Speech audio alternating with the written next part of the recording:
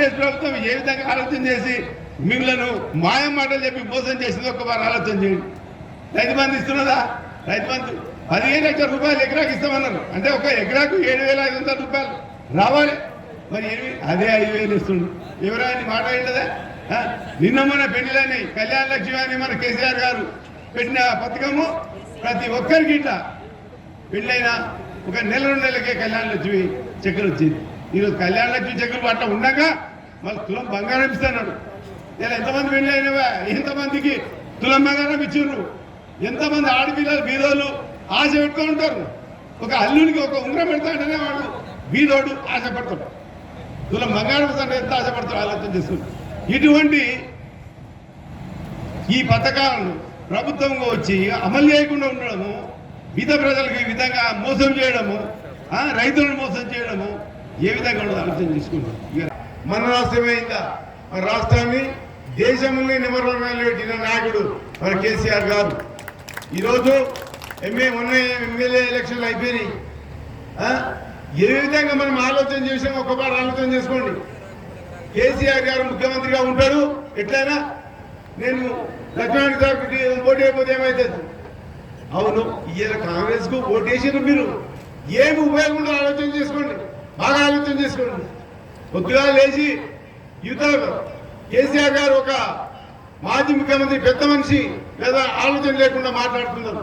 మనకి ఏమి చేసింది లేదు, ఒరిగింది లేదు. ఈరోజు కాంగ్రెస్ ప్రభుత్వం వచ్చి ఈరోజు మరి ఇంతకుముందు ఉన్న బీఆర్ఎస్ ప్రభుత్వము ఈ పంటలు ఒకటే కాకుండా పంటలను తీసుకొని మనకు డబ్బులు పడడం, అదేవిధంగా రైతు బంధు పడడం. ఈరోజు రైతు బంధు పడదా మీకు? ఎటువంటి పరిస్థితుల్లో ఉన్నారో ఆలోచన చేసుకోండి. ఇంతకుముందు ఉన్న ప్రభుత్వం ఏం చేస్తుండే, ఈ ప్రభుత్వం ఏం చేస్తున్నది ఒక్కసారి ఆలోచన చేసుకోండి. కాంగ్రెస్ ఇవాళ మాయమాటలు చెప్పి ప్రభుత్వంలోకి వచ్చింది. మీ అందరూ చూస్తున్నారా? మాజీ ఎమ్మెల్యేలంతా ఈరోజు ఇప్పటికి కూడా కాన్స్టిట్యూన్సీలలో తిరుగుతున్నారు. ఇప్పుడు అయినా ఎమ్మెల్యేలు మీ కాన్స్టిట్యూన్సీలలో కనిపిస్తున్నారా? ఒక్కసారి ఆలోచన చేసుకోండి అనే ఉద్దేశంతో పట్టించుకుని నాతో లేదు. ఎందుకంటే తెలంగాణ యొక్క ఈ ఆకలి ఆరాచకాలు చూసి చెల్లించిపోయిన మన కేసీఆర్ గారు వచ్చిన ఈ రాష్ట్రాన్ని మరి ఏ విధంగా ఈరోజు అభివృద్ధి చేసిండో అన్ని విధాలుగా ఈరోజు ప్రాజెక్టులు కానీ, ఈరోజు కరెంట్ విషయంలో కానీ ఎన్ని రకాల ఈరోజు మనము ఆర్థికంగా బలపడ్డమా లేదా అని ఒకసారి ఆలోచన చేసుకోండి. ఈరోజు ఎక్కడైనా కాంగ్రెస్ పార్టీ ఈరోజు కాంగ్రెస్ గొప్పతనం లేదు, కూడా ఈరోజు రేవంత్ రెడ్డి గారి గొప్పతనం లేదు. మన వలన మన లోపల మన మనసులు సాపులేక మనకు కొట్టాటలు ఎక్కువై, ఎందుకంటే మనం ఈరోజు అన్ని రకాలుగా బలపడ్డాం. మరి చూడండి, ఎందుకంటే మరి ఈరోజు మళ్ళీ ఆకలి అయితేనే ఈ అన్నం విలువ తెలుస్తుంది.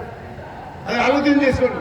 కేసీఆర్ గారు వచ్చినాక మన గ్రామాలు కానీ ఏ విధంగా తయారైనా ఆలోచన చేసుకోండి. ఒక పని ఇంకా బీజేపీ వాళ్ళు వచ్చి కొట్టాడుతున్నారు. మీరు ఆలోచన చేసుకోండి. కేవలము గుడి కట్టినేమో అక్షం ధరించి వాళ్ళు కొట్టాడుతున్నారు. ఎంత ఇదో ఒక్కసారి ఆలోచన చేసుకోండి. బీద ప్రజలు ఏ విధంగా ఉన్నా పర్లేదు, వాళ్ళ ఆకలి చావులు ఏ విధంగా అవసరం లేదు వాళ్ళకు. కేవలము అయ్యా మీ అత్యంత పంపిస్తాం మాకు ఓటేయండి. గతంలో ఏం చేసి 2019 ఎన్నికల్లో వాళ్ళు ఒక పుల్వామా దగ్గర ఒక పెద్ద మామూలుగా ఏదైతే ఆర్మీ దగ్గర ఏదైతే వాళ్ళు ఉండరో ఆ టీం అంతా పోయి పాకిస్తాన్ పైన సర్జికల్ స్ట్రైక్ చేసి అందులో ఒక అభినవ్ అని చెప్పి ఒక మిలిటరీ సోల్జర్ అక్కడ వాళ్ళు అరెస్ట్ చేసినట్టు ఒక క్రియేటివిటీ, ఒక సినిమా తయారు చేయడం, అక్కడ చేసి అక్కడ వాళ్ళు పట్టుకున్నట్టు వాళ్ళు ఇడిపించుకున్నట్టు ఇవన్నీ సినిమా చేసి సోషల్ మీడియాలో వైరల్ చేసి ఓట్లు అడగడం.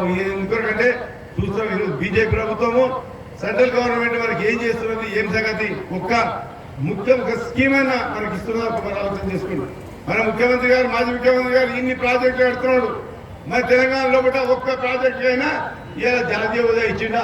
సెంట్రల్ గవర్నమెంట్ ఫండ్స్ అయ్యా, నీకు గొప్ప పనులు చేస్తున్నావు, మంచి పనులు చేస్తున్నావు, నీకు ఈ 10,000 కోట్లు ఇస్తున్నావు మీ ప్రాజెక్టుకు, తెలంగాణ ప్రజలకు మంచి జరిగే విధంగా చేయి నువ్వు అన్నరా? అదేవిధంగా ఇలా ఓట్లు వచ్చి అడుగుతున్నారు. ఇవాళ మన స్కీములు ఏ విధంగా దేశానికి ఆదర్శంగా ఉన్నాయి. ఈరోజు రైతు బంధు అనే పథకం ఈ దేశంలో ఏ రాష్ట్రంలో లేదు. ఇవాళ రైతుల కొరకు ఈ రైతు బంధు అనేది రైతులకు పెట్టుబడి రూపంగా ఇస్తే వాళ్ళు బాగుపడతారు, వాళ్ళు అభివృద్ధి చెందుతారు. రైతులు ఎక్కడో ఉన్నారు, వాళ్ళు ఆర్థికంగా అభివృద్ధి చెందితే రేపు వాళ్ళ పిల్లలు కానీ వాళ్ళ పిల్లల పెళ్లిలు కానీ అన్ని విధాలుగా మంచి ఉద్దేశంతో ఇవాళ మన ముఖ్యమంత్రి గారి యొక్క ఈ పథకాలు ఏ విధంగా ఉన్నాయో, ఏ రాష్ట్రంలో ఇస్తున్న పథకాలు చేసుకున్నాడు. ఈ మంత్రులు కానీ ఎంపీలు కానీ ఎవరు కానీ ప్రజల కొరకు పొద్దుగాలేస్తే ఎప్పుడు చూస్తే మీ పిలుపు కొరకు ఆలోచన చేస్తుంటారు. ఏ పెళ్లి కానీ ఏ పేరంటం కానీ ఏ విధంగా ఈరోజు మన తెలంగాణ ఈ 10 సంవత్సరాల్లో కూడా అభివృద్ధి చెందిందా లేదా దాన్ని ఖచ్చితంగా మీరు ఆలోచన చేసుకుంటారు. ఈ బీఆర్ఎస్ పార్టీ ఇంతకుముందు టీఆర్ఎస్ ఉంటే ఇప్పుడు బీఆర్ఎస్ అయింది.